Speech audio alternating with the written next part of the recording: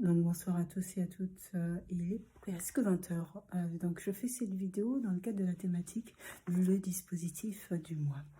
Et ce mois-ci, il y aura plusieurs vidéos thématiques, exceptionnellement ce mois-ci.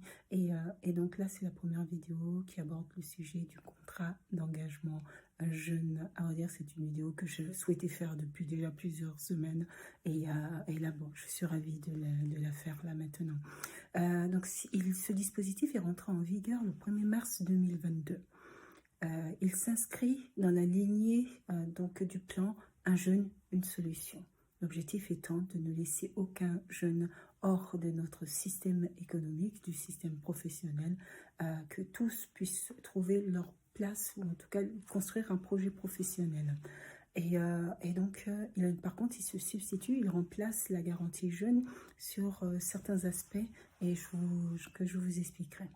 Il concerne les jeunes âgés entre 16 ans à 25 ans, voire 29 ans pour les personnes reconnues travailleurs handicapés.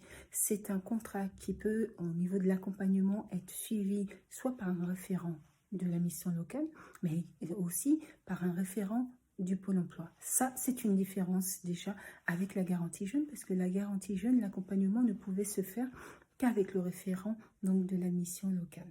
Là, ça peut se faire également avec le référent du Pôle emploi, mais également avec le référent d'un organisme habilité pour mener des actions d'accompagnement, d'insertion de ce type.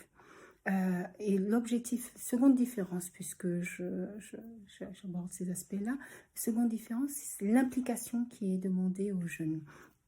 C'est dans ce contrat, il est demandé non seulement un respect au niveau des heures qui sont demandées à ces jeunes, mais il y a aussi derrière, en fait, il prévoit des sanctions graduées, donc selon le non-respect des règles définies dans le cadre du plan d'action qui est défini entre le jeune et son référent.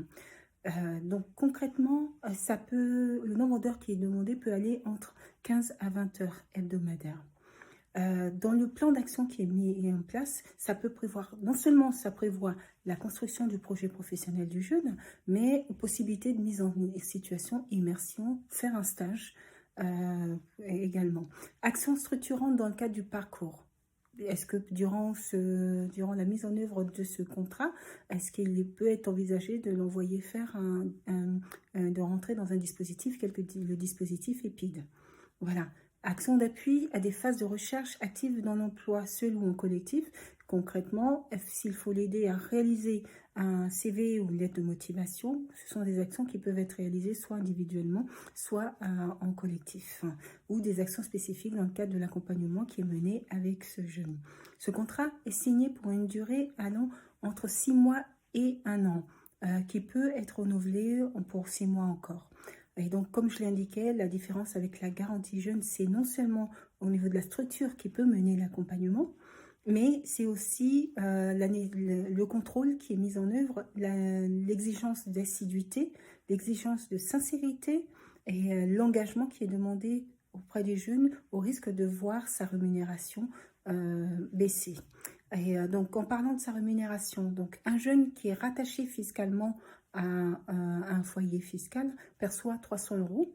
Le jeune qui est considéré autonome, qui n'est pas rattaché fiscalement à un foyer fiscal, perçoit à peu près 500 €, sachant que la somme peut varier selon les changements de situation de ce jeune. Donc, c'est à lui d'en parler avec son conseiller.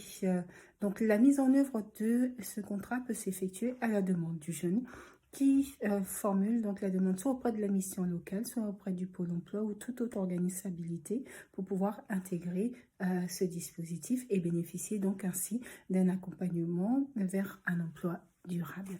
Sur ce, je vous souhaite de passer une très bonne soirée.